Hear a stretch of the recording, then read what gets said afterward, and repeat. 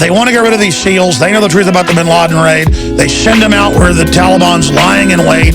And from what I heard, that from the people in SEAL Team 6, but obviously Charles is going to know more about this than anybody, that they thought there was something on board the aircraft. Is that true, Mr. Strange? That's why we're looking for the special investigation. Find out, was it a bomber on there, a suicide bomb, or was it a man pad? They told us, they used the term lucky shot. I told them if it was lucky shot, they would have missed. With an RPG. With a man pad, it's a heat-seeking missile. So, ironically, I was set up, and I've heard that from the teams, too. Okay, go ahead, Larry. After the crash occurs, they can't find the so-called black box that would tell us how it happened. Oh. They claim there was a flash flood that washed it away. Well, there hasn't been a flood over there since Noah's Ark. How was there a flash flood? And then to clearly look at this, and there's clearly foul play, clearly a cover-up, and then they've got a imam basically cursing over them at the... everything Obama does is really to defile Christianity. They've turned Syria over to Al-Qaeda and Libya, and they're targeting Christians, and that's being covered up by the media. I mean, I used to hear this stuff about Obama, maybe some radical Muslim, like, oh, give me a break. But I tell you, these people act like the worst villains I've ever heard of. How are you dealing with this, sir? I know you're fighting back. And what would your son want to say right now if he was here with us? Michael would say, don't stop, Dad. Find out, Dad. Michael was home in June 2011 for his birthday. And for the first time in 8 years that he was with Special Ops, he talked about a will. He grabbed me by the bicep 3 times. And he said, Dad, I said, what's going on? He said, Dad, I'm not effing around. And he stopped at my sister's house, Aunt Maggie's, who we love, and talked to her about a will. And somebody was leaking something. One of these higher-ups, does it go up to Obama? I'm not sure. But Obama was just watching them guys 93 days ago, right, when they killed bin Laden. So all of a sudden, 93 days later, my son killed. He's home in June, telling me about a will. And then all the other men, a lot of the other men, one guy used to kiss his mom on top of the head, then he kissed her on the lips. One guy used to tell his dad, keep all the beer cold. This time he grabs him by the shoulders and tells him how much he loves him and the way he raised him. So there was leaks going on. It goes all the way up to the top. It was definitely a setup ambush. When they were flying in there was a tower 50 foot high. And they called up and they asked, what's with the tower with these 2 guys on there? And the Afghan administration answers, they're hanging crops. 2 o'clock in the morning. And supposedly, if there was a shot, it was coming from there. They were surrounded. There were so many Taliban there. Sure. That there was over 100 Taliban. Well, that's exactly what I was told a few weeks after, and then now it's all come out that they even knew. They're like, we're being sent in. This is obviously looking at the mission. They knew it wasn't a real mission. They knew it was a setup, and that it was a trap, because that's what they do, is plan missions. And the way they were sardined on a piece of junk helicopter as well. Nothing was following standard procedure. Is that what you basically have gleaned, sir? Yes, sir. Absolutely. And I have to, August 2011, August 6th, and then October of 2011, General Colt brought all the families down to Little Creek for the investigation report. And I was raising my hand. You talked about your son. If somebody murdered your son, you'd be raising, you want to know who and questions. And they said it went through a chain of command for the Landis hut. I raised my hand. I said, have them names? And his neck snapped, and he paced back and forth, and all the big wigs are up there, all the 4 stars. And he said, it's in the book, sir. I said, about an after-action report. It's in the book, sir. He talks a little bit. I said, what happened to the black box, which is really orange? And General Colt raises both hands. A black flood came and washed it away. I said, you gotta be kidding me. But anyway, they give me this book, and you don't look at it because you just hear about your son getting murdered. And they give me a disc. And I come home, I open the book up, there's no ink. Mr. Jones, there's no ink, no toner, you can't read it. I General Sean Pivot. I said, Sean, I can't read this. He said, well, we got a lot of complaints about that. I said, all right, send me another one. He said, we can't, we burned it. Absolutely, that's how you do it. You give them the fake book so that, oh, we didn't know, so you wouldn't make a scene, the other families wouldn't make scenes. This is incredible. This is organized. Well, I put the disc in, and you can barely read that. And I said to my wife, Michael's stepmom, I said, we got to do something with this. We got to do something with this disc. And it's like 100 little blocks on there. And you click it, and then you click it again, and then you click it a third time. And she said, let's print it out. And we printed it out, Mr. Jones, 1,300 and some pages. And it tells you everything about the ambush, about Quarry Tahir, Lefty Grove, the name of the object, how he moved. And he moved, Mr. Jones, the day before. With all of his Taliban buddies to another village. It tells you everything. The one guy, General Cole asked the guy, he asked the fire control officer, what went on with this top? And the guy answers, and I'm dictating right from my paperwork. It was not a normal op for us to lock both of our sensors down at two different locations because it's kind of asking us to be vulnerable. I mean, that was hard for us to swallow because we haven't had eyes on. Our eyes were somewhere else. And that came from up above. Our hands were tied from up above. Who was the guy, commander, that tied their hands? Unbelievable. Contractor. Well, we're talking to the father of slain Navy SEAL hero Michael Strange, Charles Strange, and we've got Larry Klayman on the line with us. Larry's got to go in about 6-7 minutes, but Charles Strange is going to be able to stay with us for the rest of the hour and even perhaps take some of your phone calls and questions you've got, especially if you're former Navy SEAL or somebody from the Navy or Special Ops, Delta Force, Green Berets, Army Rangers on down the line, because you can probably ask better questions than I can out there. But Larry Klayman, in the time we have left with you, then we'll go back to Mr. Strange. Other points that are important to add here. I mean, I'm no rocket scientist, but I know how cover-ups work. I look at this A to Z. It looks like they wanted those guys dead and sent them in and set them up. And that's what the Navy SEALs I've talked to say. So the question is, why get rid of them? Well, the big question, Alex, is was this payback for Osama bin Laden being killed? Did Helmut Karzai, the president of Afghanistan, of course he's only the president of Kabul, Taliban rules the rest of the country, did he offer them up to pay homage to the Taliban? That's a possibility. So it's a deal. So it's a deal. Okay, we kill your guy now, we get to kill your guys back. It's that whole tribal blood debt thing. Absolutely, and I hate to say this, and it is speculative, it's extremely speculative, but did our own people offer them up? That's another question too. And all of these questions need to be investigated and found out and acted upon. There's a lot of money that's going in different directions over there. The drug trade, people can get very rich.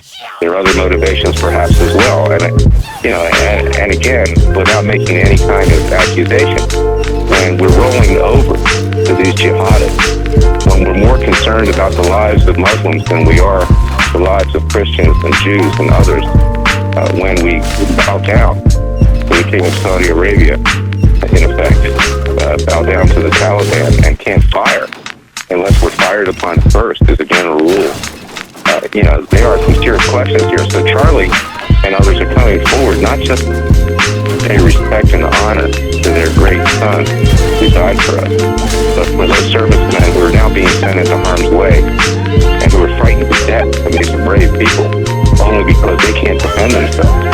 And they're dropping like flies. There are more people that have been killed per capita in Afghanistan and even in Iraq or in Vietnam. The casualty rate is huge because we want to make nighty nice with the Muslims over there. That's the bottom line. Let me ask you this question to Charles Strange, the father. Sir, what does your gut tell you of having all the facts, but then your gut?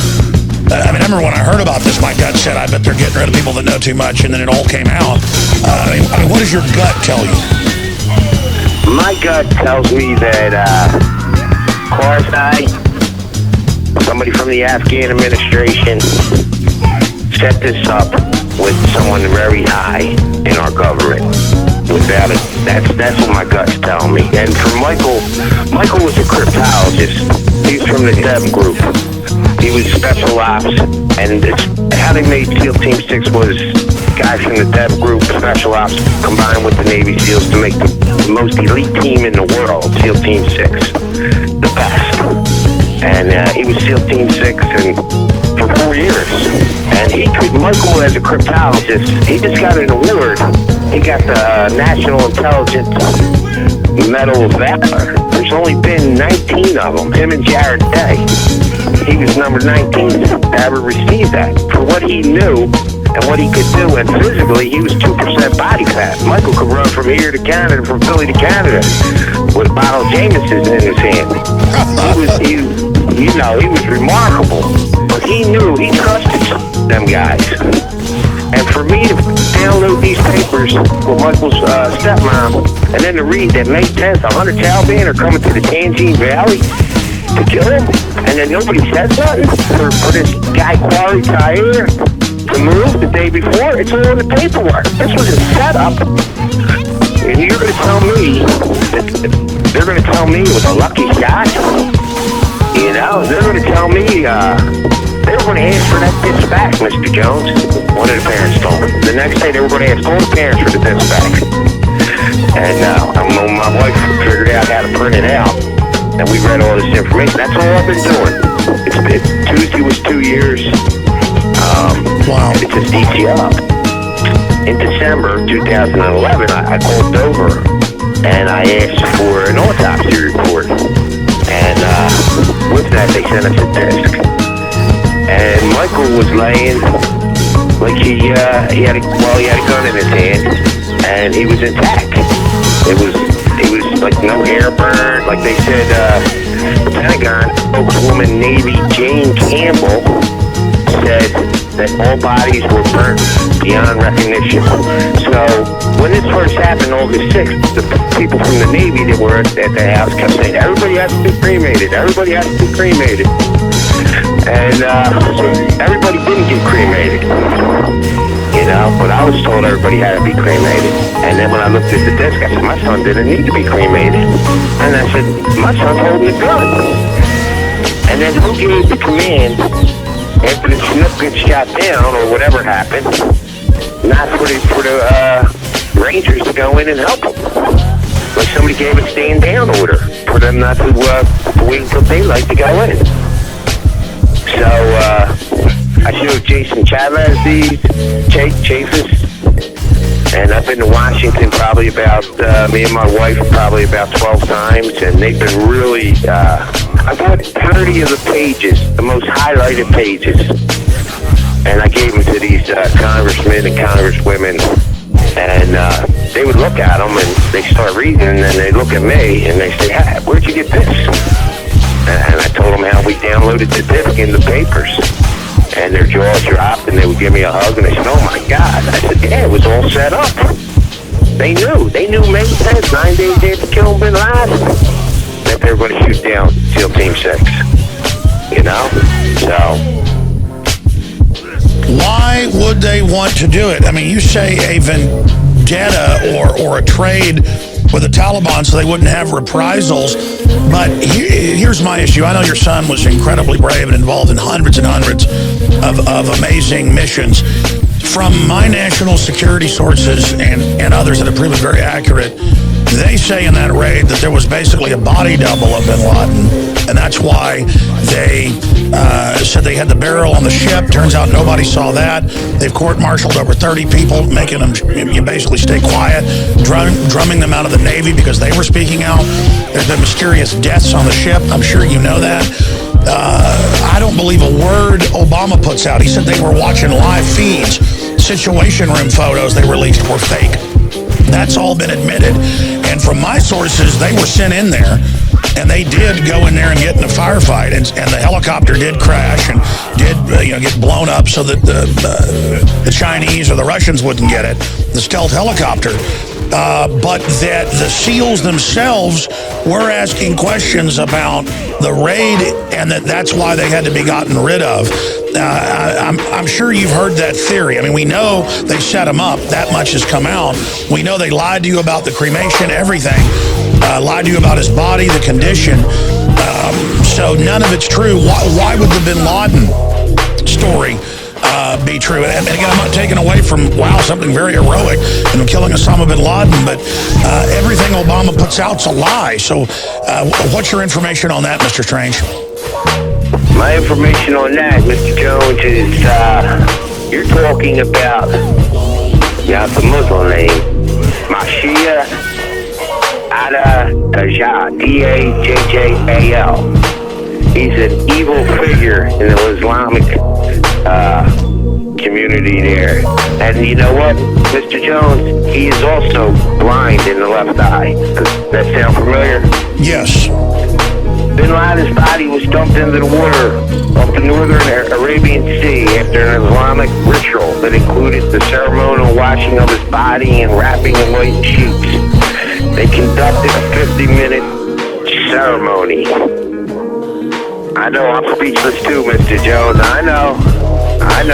That's why we need this special investigation. We got to bring, I was told Joe Biden will get pardoned, but Leon the Snake Panetta, all of a sudden he's gone.